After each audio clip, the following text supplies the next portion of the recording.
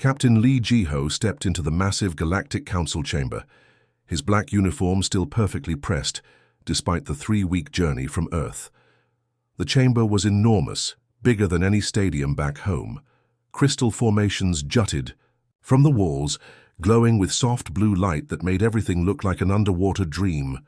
Above them, a dome of pure energy showed the swirling galaxy outside, stars moving slowly like distant fireflies.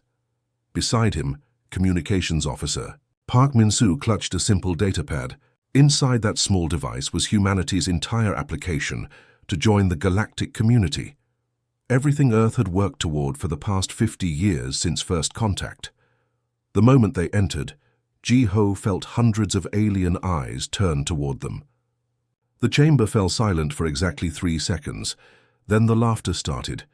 It began with the Altrians, those towering blue-skinned giants with 4 muscular arms and faces that looked like angry bulldogs.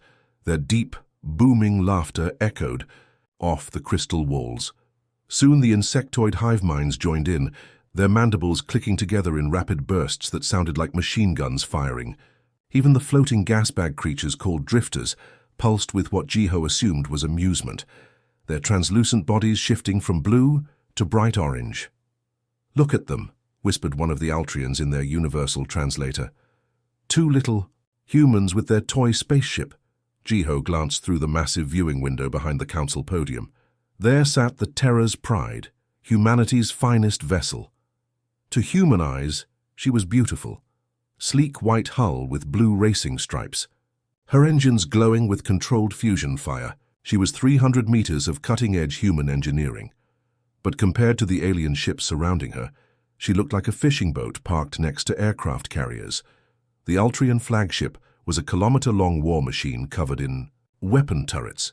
The hive-mind vessels looked like giant metal insects, with thousands of tiny fighter craft swarming around them. Even the peaceful trader ships dwarfed the human vessel. Council leader Grextar rose from his throne, if you could call it a throne. The massive creature looked like someone had mixed an octopus with a mountain. His body was the size of a small building covered in thick grey hide that had scars from 1,000 battles. 12 tentacles, each as thick as a tree trunk, writhed around him constantly. His 3 eyes, each the size of a dinner plate, focused on the 2 humans with obvious amusement. One ship. Grextar's voice was like distant thunder, transmitted through the chamber's sound system. His tentacles writhed faster as he spoke. Most species bring entire fleets to prove their technological worth. The proud Zephyrians brought 50 war cruisers. The merchant Vaxi brought 100 cargo vessels filled with their finest goods. Park Min-soo shifted nervously beside Ji-ho, but the captain remained perfectly still. He had trained for this moment his entire career. "We believe in quality over quantity," Ji-ho replied, his voice calm and steady despite the thousands of alien beings staring at him. The chamber erupted again. This time the laughter was even louder. Some of the smaller aliens, the rat-like skitters, actually fell over laughing, their tiny bodies shaking with mirth. The crystalline beings called resonants chimed like broken church bells. Even the mechanical constructs buzzed with electronic amusement. "Quality," wheezed an Altrian, general tears streaming from his 4 eyes. "They call that tiny boat quality." "I've seen cargo shuttles bigger than that thing," clicked a hive-mind warrior. One of the floating drifters pulsed bright yellow, apparently their color for extreme amusement. "Perhaps they forgot the rest of their fleet at home," Grextar raised. One massive tentacle, and the chamber fell silent instantly. The council leader was thousands of years old and had seen civilizations rise and fall.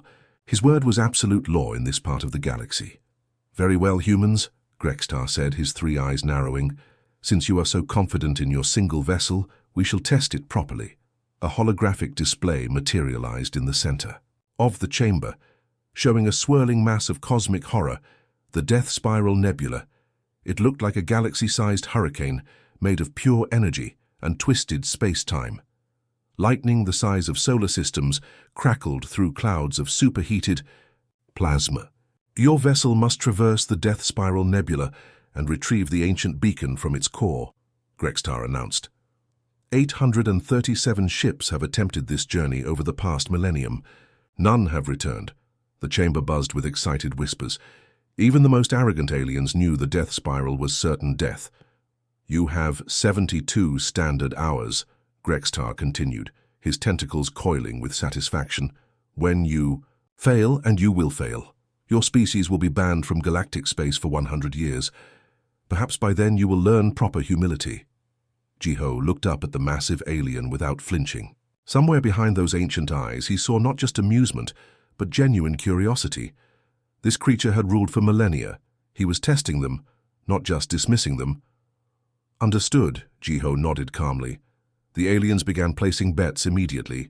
News of humanity's impossible mission traveled faster than light itself through the galaxy's quantum communication networks. Within 6 hours, every cantina, trading post and military base from the lawless outer rim to the gleaming core worlds buzzed with the same story. 2 humans in a tiny ship were about to attempt the death spiral. In the crystal gambling halls of New Centauri, alien high rollers threw down fortunes on how quickly the humans would die. The odds boards lit up with bets ranging from minutes to days, but nobody, absolutely nobody, bet on human success. General Vexmore of the Altrian warrior caste slammed his 4 fists on the bar counter, making the glowing drinks jump. His scarred, blue face twisted into what passed for a grin among his people. 12 hours maximum, he declared to the crowd of military officers around him. I've studied that nebula for 3 centuries. It's claimed 800 ships, including some of our finest dreadnoughts. The other aliens nodded in agreement. Commander Zixala of the Hive Mind Collective clicked her mandibles thoughtfully. My calculations show structural failure within 4 hours. Their primitive hull cannot withstand the gravitational shears. I give them 2 hours, buzzed Circuit Master Ohm 7, his mechanical body sparking with electronic amusement. Their power core will overload when it hits the first energy. Cascade. But the most popular bet was 30 minutes. The floating gas creature called Wisp had done the math. The death spiral's outer edge alone generated forces that could crush a moon. A ship as small as the human vessel would be torn apart before it traveled a single light minute into the storm light years away aboard the Terra's Pride. The atmosphere was completely different. Engineer Kim Do-hyun moved through the ship's gleaming corridors with quiet confidence, running his final diagnostics on systems the aliens had never seen before. His tools beeped softly as he checked readings that would have made alien scientists weep with envy. Harmony status report, Do-hyun said to the ship's artificial intelligence. All systems optimal, Engineer Kim, replied a warm female voice that seemed to come from everywhere at once. I have completed my analysis of the death spiral's energy patterns. The data is quite fascinating. Harmony wasn't like other ship computers. While alien vessels used cold logic processors, humanity had created something revolutionary, an AI that could think, feel, and dream. Her quantum neural networks were based on human brain patterns, giving her intuition that pure logic could never achieve. On the bridge, Navigation Officer Choi Eun-ji studied her displays with growing excitement. Her fingers danced across holographic controls, pulling up data streams that painted the death spiral in ways no alien had ever imagined. Where others saw chaos, she saw patterns. Captain, Eun-ji called out, her voice tight with discovery. We're detecting energy signatures unlike anything in the galactic databases. Captain Jiho moved to her station, his experienced eyes scanning the impossible readings. Around them, the bridge hummed with quiet efficiency. Unlike the massive alien command centers with hundreds of crew members, the Terra's Pride needed only 5 humans to operate at peak performance. Chief Science Officer Yang Tai-min looked up from his research station, his face glowing with the light from multiple data screens. For the past week, he had been studying the death spiral using sensors the aliens didn't know existed. What he found challenged everything the galaxy thought it knew about the deadly nebula. They don't understand what they're looking at, Tai-min said, gesturing at the swirling cosmic storm displayed on the main screen. The nebula filled their view, a hurricane of space and time that stretched across dozens of star systems. Lightning made of pure energy crackled between clouds of superheated plasma. Gravity wells twisted reality itself into impossible shapes, but Tai-min saw something else entirely.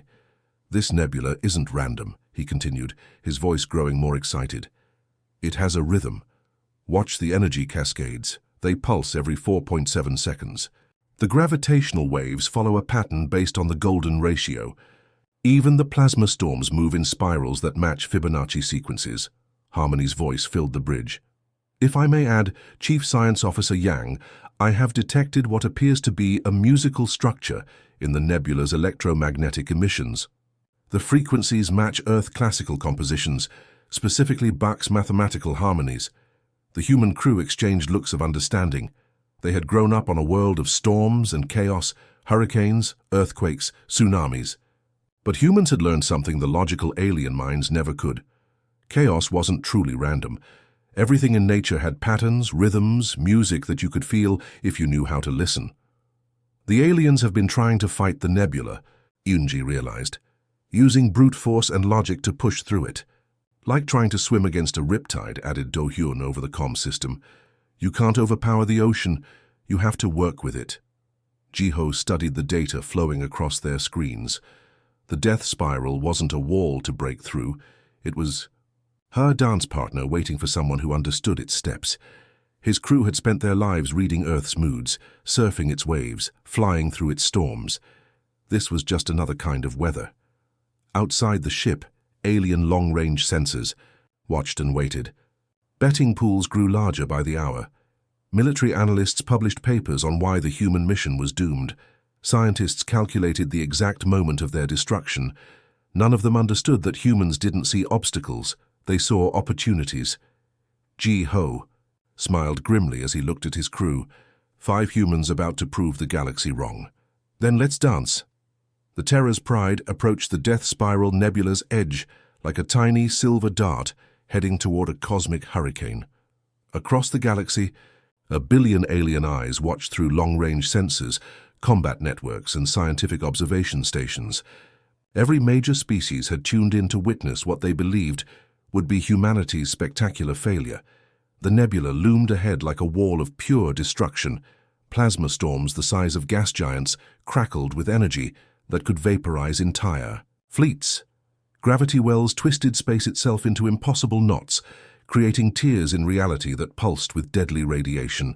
The outer edge alone generated forces that had crushed battleships into metal dust. 30 seconds to contact," announced Navigation Officer Choi Yunji, her voice steady despite the cosmic horror filling their view screen. In observation centers across the galaxy, alien scientists prepared to record the exact moment of human destruction. General Vexmore leaned forward in his command center, his forearms crossed as he watched the tiny human ship approach certain death. "Any second now," he muttered to his staff. "Watch their hull buckle when they hit the first gravity." Sheer. The Terra's Pride touched the nebula's edge, and then something impossible happened. Instead of being torn apart by forces that should have shredded them instantly, the human ship seemed to dance. It slipped between gravitational currents like water flowing around stones, rolled gently past plasma bursts that could have melted continents, and dove through energy cascades that had destroyed ships 10 times its size. "What in the name of all stars?" gasped Science Director Kelrath from his observation post. The elderly researcher's 3 eyes went wide as he watched the impossible navigation. How are they doing this? His monitoring equipment showed readings that made no sense. The human ship should have been crushed 17 different ways by now, but instead it moved through the deadly maze with fluid grace that defied every law of physics he knew. On the bridge of an Altrian dreadnought, Admiral Thexavor stared at his tactical displays in complete confusion. "Run the simulation again," he ordered his navigation computer. "Simulation complete, Admiral," replied the AI. "Probability of survival 0.001%. The humans should be dead." "But they're not dead," Thexavor roared, his blue face turning purple with frustration. "They're flying through that death trap like it's a pleasure cruise." Inside the Terra's Pride, the atmosphere was completely different. Pilot Shin Hanul sat in her command chair with her eyes closed, hands resting lightly on the bio-neural interface controls. Thin cables connected her nervous system directly to the ship's guidance systems, letting her feel the nebula's rhythm through her entire body. Growing up in the mountains of Korea, Hanul had learned to read the moods of violent storms. She could feel a typhoon's approach hours before any instrument detected it. She understood how wind moved around mountains, how pressure systems danced with each other, how chaos followed hidden patterns that spoke to anyone willing to listen. Space, she had discovered, was just another kind of weather. Energy cascade building to starboard, reported Chief Science Officer Yang Tai-min. His instruments showed a plasma storm approaching, a wall of superheated gas moving at thousands of kilometers. Per second, Ha-Nul felt it coming through the bioneural link before any sensor detected it. The nebula's rhythm shifted slightly, like music changing key. Her fingers moved across the controls without conscious thought. "Port thrust, 2 degrees," she whispered, her voice barely audible. The Terra's pride responded like a living creature, rolling gracefully to one side, just as the plasma storm erupted exactly where they had been flying. The superheated gases passed harmlessly behind them, lighting up space with brilliant colors. "Impossible," breathed Commander Zixala from her hive mind observation ship. "Our computers predicted that storm's path perfectly. The humans should have been caught directly in its center. But the humans weren't using computers to navigate. They were using something far more sophisticated, intuition developed over millions of years of evolution on a chaotic, storm-swept world." "Gravity well approaching," called out engineer Kim Do-hyun from his station. "It's a big one. Could crush. A cruiser." Through the bioneural interface, Ha-Nul felt the space-time distortion like a whirlpool in an ocean current. Instead of fighting it or trying to go around it, she did something that made alien observers question everything they knew. "About physics, she used it diving," she announced calmly. The Terra's pride dropped toward the gravity well, accelerating rapidly as the massive force grabbed their ship. Alien computers calculated they were falling to their doom, but at the last possible second, Ha-Nul rolled the ship and used the gravity well's own energy to slingshot them deeper into the nebula at twice their previous speed. "They're surfing gravitational waves," whispered an amazed drifter scientist, his gas bag body pulsing with shock. "No one has ever thought to do that before." The human ship spiraled deeper into the death spiral's heart, riding energy currents like a dolphin riding ocean waves. Every movement was perfectly timed, every turn executed with impossible precision. They slipped between plasma storms that could have boiled planets, danced around gravity wells that bent starlight, and flowed through radiation fields that should have fried their electronics. "Their pilot isn't calculating," realized Circuit Master Ohm-7, his mechanical brain processing the data. "She's feeling her way through, like the nebula is speaking to her." Across the galaxy, alien military commanders watched their most basic assumptions about warfare crumble. The death spiral wasn't an impenetrable barrier. It was a puzzle that required a completely different kind of thinking to solve. And humanity, it seemed, had been solving puzzles like this their entire existence. The heart of the death spiral. Nebula was a place of impossible beauty and terror. Massive energy storms swirled in perfect spirals around a core of compressed space-time that glowed like a captive star.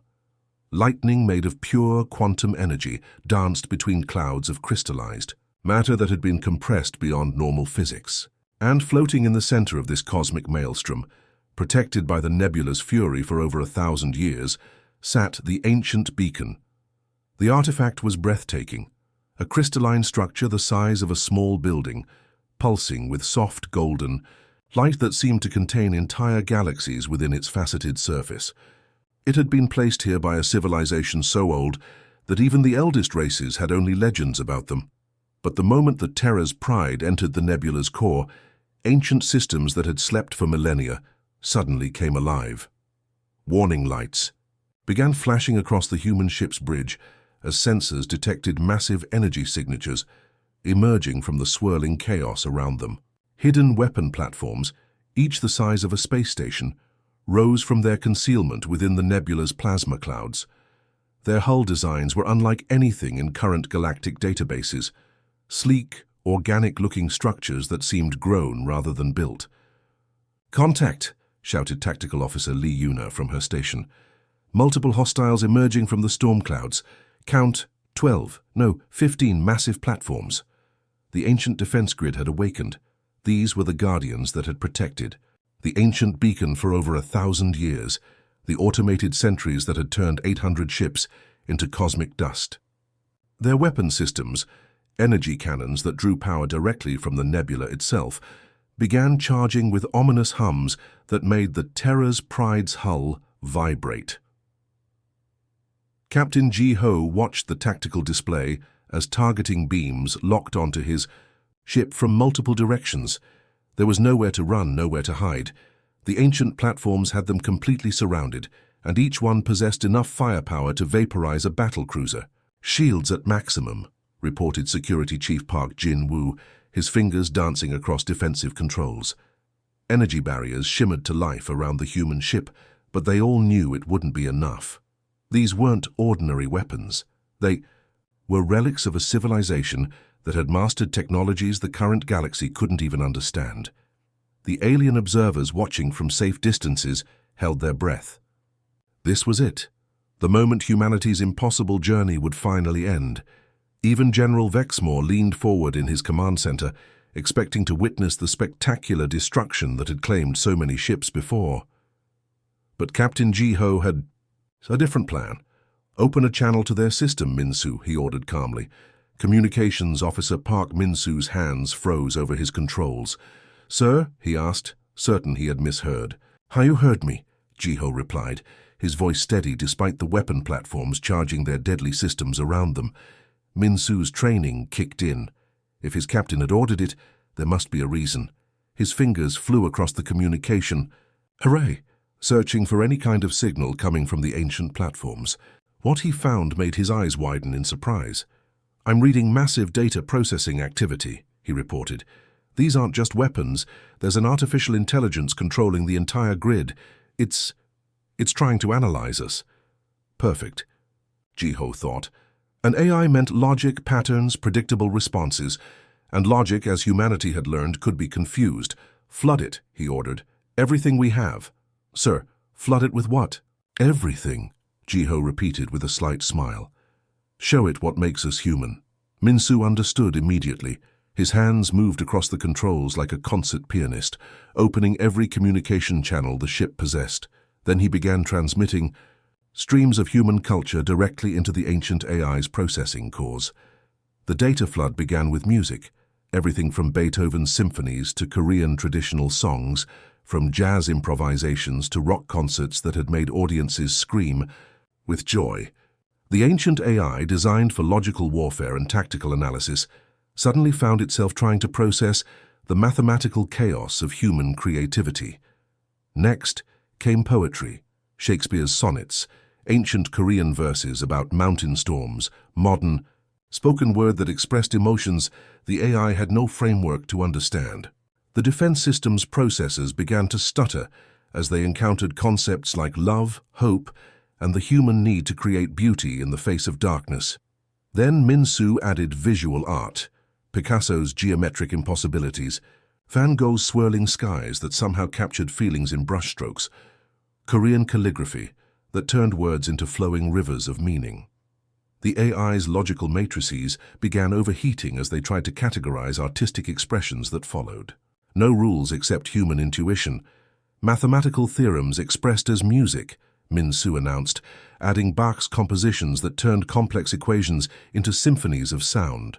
The effect on the ancient defense grid was immediate and dramatic.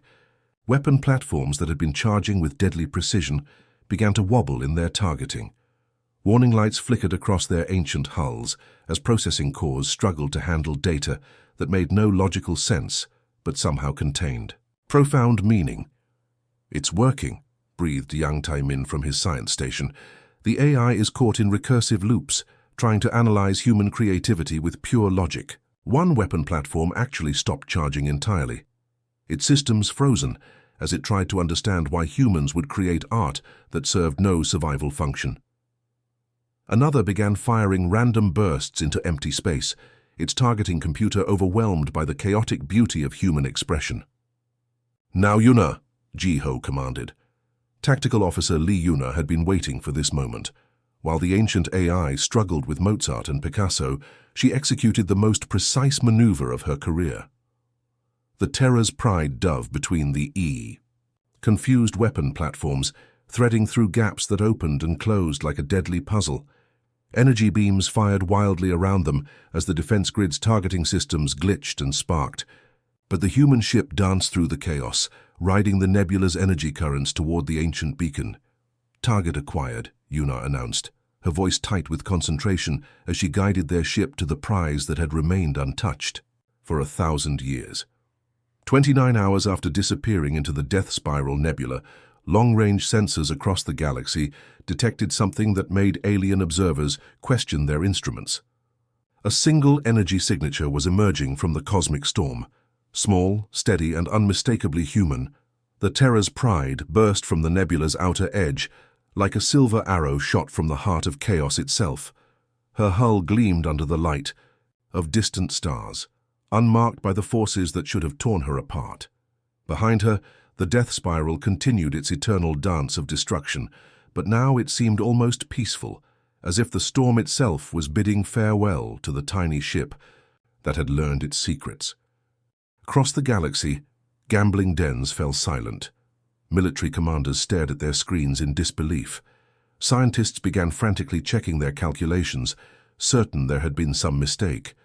The humans hadn't just survived the impossible. They had done it faster than anyone thought possible. General Vexmore's four fists slowly unclenched as he watched the impossible sight. His blue face had gone pale with shock. 29 hours, he whispered to his staff. "They did it in 29 hours. "Sir," one of his officers said hesitantly, "our best ships needed 48 hours just to map the nebula's outer edge. How did they reach the core and return so quickly?" The general had no answer. No one did. The Galactic Council chamber buzzed with nervous energy as the Terra's pride docked at the massive station. News of the humans' success had spread faster than their ship could fly, and representatives from every major species had gathered to witness what many still believed was an elaborate hoax. Captain Lee Ji-ho walked through the chamber doors with the same calm confidence he had shown before entering the nebula. But this time no one was laughing. The assembled aliens watched in absolute silence as he approached the central podium, each step echoing in the vast space. In his hands, he carried a containment unit that hummed with barely controlled energy. Through its transparent walls, the ancient beacon pulsed with golden light that seemed to contain entire universes within its crystalline structure. The artifact that had remained untouched for over 1,000 years now sat in the hands of a species the galaxy had dismissed as primitive just hours before. Council leader Grextar's massive form trembled as Ji-ho placed the containment unit on the central podium. The ancient creature's three eyes focused on the beacon, then on the human who had achieved the impossible. "Impossible," Grextar breathed, his voice barely a whisper that filled the chamber through the sound system. Ji-ho looked up at the massive alien without fear or arrogance, just quiet confidence. "Not impossible," he replied simply. "Just human." But humanity's gift to the galaxy wasn't finished. Before anyone could fully process what had happened, Engineer Kim Do-hyun's voice filled the chamber through the Terra's Pride's communication system. "Galactic Council," Do-hyun announced, "we are transmitting our complete scan data of the Death Spiral Nebula." Holographic displays materialized throughout the chamber, showing three-dimensional maps of unprecedented detail. But these weren't just maps. They were guides to safe passage through the cosmic storm. Every energy current mapped and measured, every gravitational well charted and tamed, every plasma storm tracked and predicted. "We have identified 17 stable routes through the nebula," Do-hyun continued, his voice filled with scientific excitement. "Each path is marked with quantum navigation beacons we deployed during our passage. Future travelers will be able to traverse the death spiral safely in under 12 hours. The alien representatives stared at the data in stunned amazement. What they were seeing represented decades of work compressed into a single journey.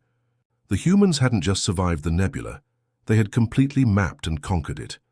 Science Director Kelrath's three eyes went wide as he studied the navigation data. "These routes," he gasped, "they're not based on brute force or superior technology. They follow the nebula's natural patterns, working with the storm instead of against it." "You didn't just complete the trial," Grextar realized, his ancient voice filled with growing awe. "You solved it. In one journey, you accomplished what our greatest minds couldn't achieve in a millennium."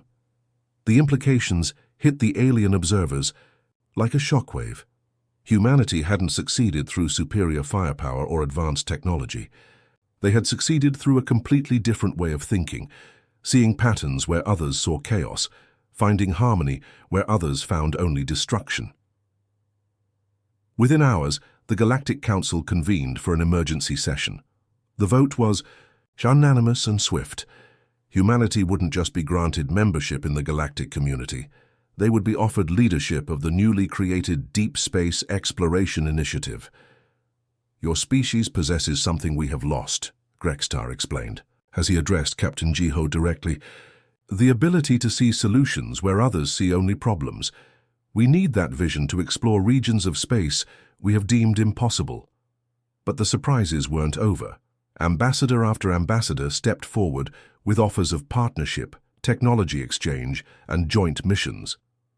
The same species that had mocked humanity's single ship now competed for the chance to work alongside human crews. As the formal ceremonies concluded, Captain Jiho found himself back aboard the Terra's Pride, preparing for their next mission. Through the bridge viewports, he could see alien ships of every design waiting to escort them to unexplored regions of the galaxy.